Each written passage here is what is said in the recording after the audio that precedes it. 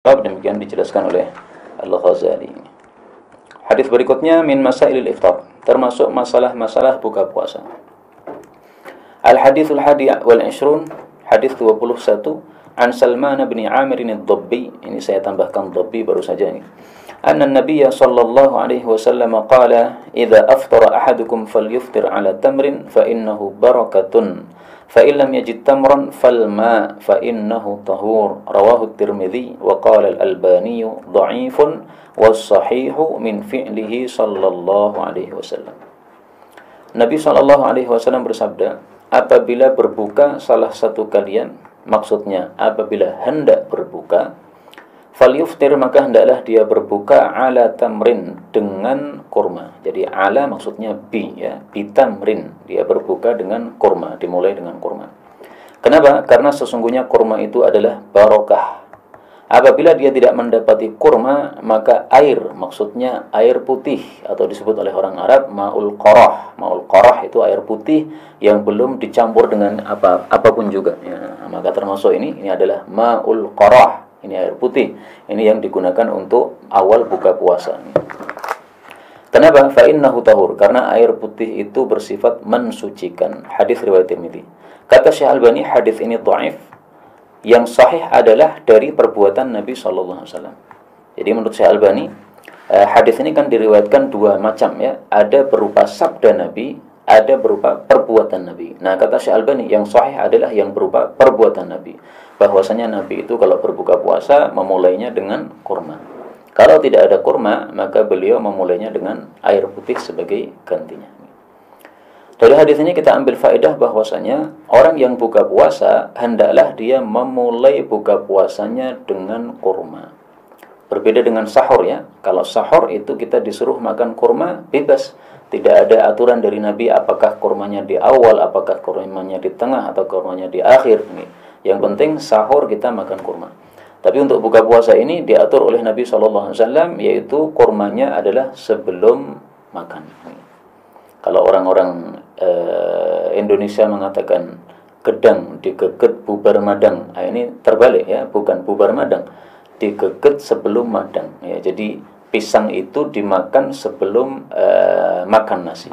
Itulah aturan dalam buka puasa ini. Sebelum makan besar, yaitu makan makan nasi, maka dimulai dengan kurma yang merupakan buah, ya, dimulai dengan kurma terlebih dahulu. Dan ini sebagaimana sesuai dengan apa yang disebutkan oleh Allah Subhanahu wa taala di dalam Al-Qur'an, bahwa kita memulai dengan buah dulu.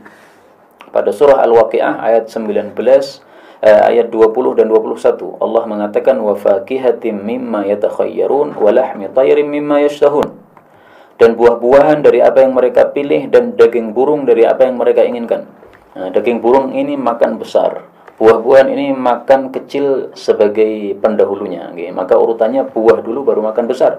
Bukan seperti sebagian orang Jawa, ya, makan besar dulu baru kemudian buah di akhir. Enggak, buahnya malah di awal. Dan ternyata kata ahli gizi yang sesuai dengan aturan gizi seperti itu, ya, buahnya di awal bukan di akhir. Ini mengingatkan kepada saya pertanyaan guru saya, Ustaz Mu'in rahimahullah. Beliau pada waktu itu saya itikaf di masjid beliau bersama teman saya, Ustaz Hafid, waktu itu 2 orang itikaf. Nah, ketika beliau menghidangkan kepada kami makanan untuk sahur, beliau bertanya, ini ada buah, ini ada nasi, mana dulu, buah dulu atau nasi dulu?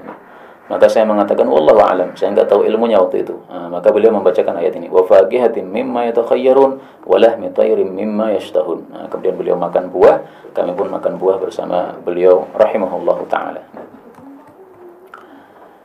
Kemudian dari hadis ini kita ambil beberapa faedah. Faedah yang pertama, kata-kata falyuftir ala tamrin, hendaklah memulai buka puasa dengan kurma. Ini kurma ini adalah muradun. Ini memang dimaksud oleh Nabi SAW, bukan buah-buahan yang lain. Sehingga salah kalau sebagian orang mengatakan bahwa buka puasa itu dimulai dengan sesuatu yang manis. Tidak benar. Jadi tidak benar orang Indonesia yang mengatakan, atau sebagian mereka yang mengatakan buka puasa dimulai dengan kolak, ya, kolak kan manis. Ini tidak benar. Karena di masa Nabi SAW sudah ada kolak, sudah ada sesuatu yang manis yang lain, tetapi ternyata beliau menuju kepada kurma. Ini menunjukkan bahwa kurma itulah murad, itulah yang dimaksud oleh Nabi SAW. Tidak benar juga orang yang mengatakan bahwa buka puasa hendaklah dimulai dengan buah-buahan karena kurma adalah buah. Tidak benar. Kenapa? Di masa Nabi sudah banyak buah-buahan juga, tetapi beliau tidak mengambil buah-buah yang lain, beliau hanya mengambil kurma. Maka ini menunjukkan bahwa kurma itulah murad, itulah yang dimaksud oleh Nabi sallallahu alaihi wasallam. Karena itulah dalam hadis ini disebutkan fa innahu barakah, ya, kurma adalah berkah. Nah, berkah di sini mengandung dua berkah, berkah agama sama berkah dunia. Berkah agama dari sisi pahala. Para ulama mengatakan yang dimaksud berkah adalah kalau kita memakan buah kurma pada awal kita buka puasa, pahalanya lebih besar. Nah, di sini berkah agama.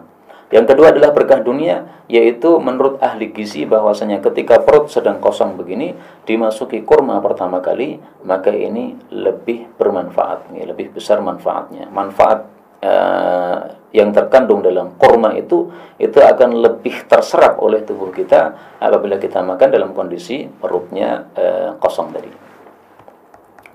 Kemudian dari hadis ini kita ambil pelajaran juga bahwa kalau tidak ada kurma maka penggantinya adalah falma, air putih.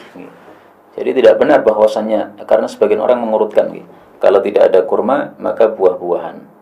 Sebagian lagi mengatakan kalau tidak ada kurma maka sesuatu yang manis, kola dan sebagainya. Enggak benar. Urutan yang benar adalah kalau tidak ada kurma maka air putih. Kalau tidak ada air putih maka silahkan manisan atau buah-buahan. Kalau buah-buahan karena kurma adalah buah, kalau manisan karena kurma adalah manis. Nah, itu adalah qiyas saja. Tetapi urutan yang sesuai syar'i adalah kurma kemudian air. Ada hadis yang mengatakan setelah kurma, kalau tidak ada kurma maka adalah susu. Itu hadis yang dhaif. Sehingga kalau ada susu sama air putih, dahulukanlah air putih berdasarkan hadis yang sahih ini. Wallah